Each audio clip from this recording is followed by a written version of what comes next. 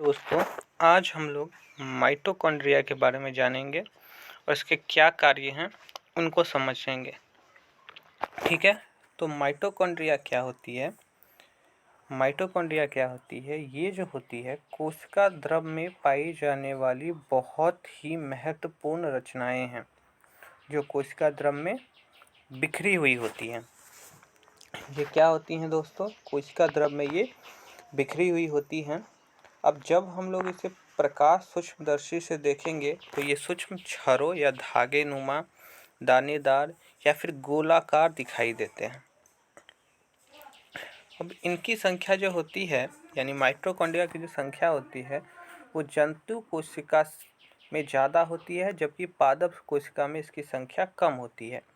और जंतु कोशिका में यह लगभग 10,000 या इससे ज़्यादा भी हो सकते हैं। बहुत इंपॉर्टेंट पॉइंट है कि जंतु कोशिका और पादप कोशिका और जंतु कोशिका में ये डिफरेंस भी हो सकता है कि पादप कोशिका में माइटोकॉन्ड्रिया जंतु कोशिका की अपेक्षा कम होती है। ठीक है दोस्तों, अब यहाँ पे एक और पॉइंट मैंने यहाँ पे हाईलाइट किया है कि प्रत्येक माइटोकॉन्ड्रिया एक बाहरी झिल्ली एवं एक अंतः झिल्ली से चारों ओर से घिरी हुई होती है। एक बाहरी झिल्ली से और एक अंदर की झिल्ली से घिरी हुई होती है और इनके बीच में एक तरल युक्त गुहा होता है, कैविटी होता है। इसे ही हम लोग माइटोकॉन्ड्रियल कैविटी कहते हैं, यानी कि माइटोकॉन्ड्रियल गुहा कहते हैं। ठीक है, अब माइटोकॉन्ड्रिया की जो भीतरी झिल्ली होती है उसके भीतरी झिल्ली से अनेक प्रवर्ध निकलकर माइटोकॉन्ड्रियल गुहा, जिसे हम लोग मैट्रिक्स कहते हैं, उनमें लटके हुए होते हैं और इनको हम लोग क्रिस्टी के नाम से जानते हैं।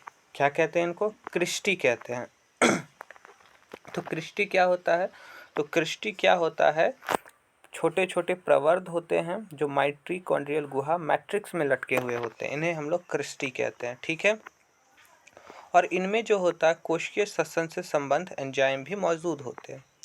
अब यहाँ पे मैंने एक हाईलाइट किया है बहुत ही अपना पॉइंट जो अक्सर ऑब्जेक्टिव क्वेश्चन में पूछता है कि माइटोकॉन्ड्रिया के पास जो होता है ना वो अपना डीएनए, माइटोकॉन्ड्रिया के पास अपना डीएनए और अपना राइबोसोम होते हैं और ये जो होते हैं कुछ प्रोटीन बनाने में भी सक्षम होते हैं। बहुत इंपॉर्टेंट पॉइंट है, अक्सर ऑब्जेक्टिव क्वेश्चन में ऐसा क्वेश्चन पूछ लेता है कि इनमें से किस में अपना डीएनए एवं राइबोसोम बनाने की क्षमता होती है या मौजूद होते हैं, तो माइटोकॉन्ड्रिया में। ठीक है, अब यहाँ पे एक और क्वेश्चन आता है कि माइटोकॉन्ड्रिया को हम लोग, अक्सर आप लोगों ने सुना होगा कि माइटोकॉन्ड्रिया को हम लोग कोशिकीय ऊर्जा गृह यानी कि power house of the cell कहते हैं। क्यों कहते हैं, आइए समझते हैं।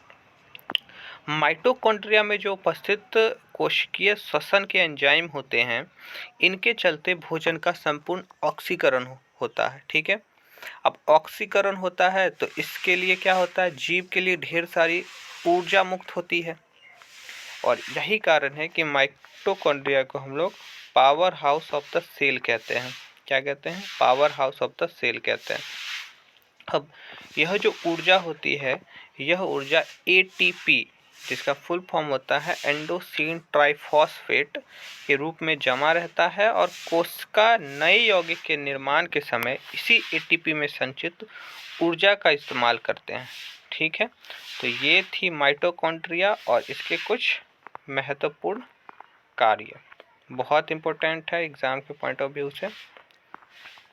चलिए, अभी के लिए बस इतना ही।